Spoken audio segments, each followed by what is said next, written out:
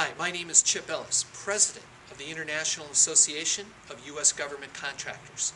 And one of the most costly myths that I hear small business owners talking about is that many small businesses won't start selling to the federal government until they get a GSA certification or an 8A minority women-owned certification. These can take months. And by the way, it's a myth. You don't need the GSA.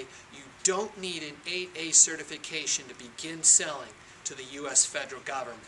You can start right now. You're looking at the U.S. Small Business Administration's website where they talk about the 8A certification program. So many people think that they need to get an 8A certification program all completed before they do business with the federal government. You absolutely do not need to do this. Today, of the $1.3 trillion that the federal government spends, 39% is set aside for small businesses like yours.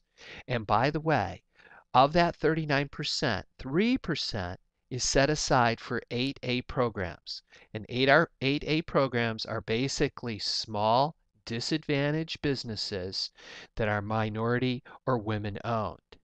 Now, I want to show you something. If you come down here, right on the SBA website, it says, will having a specific business consultant prepare my 8A application increase my chances of being approved? Look at the Small Business Administration's answer. You do not need to pay anyone to prepare your 8A application. And that is just so true. But we recommend that you actually jump in and get a federal government contract and then decide if you want to go for the 8A application and go after that extra 3%.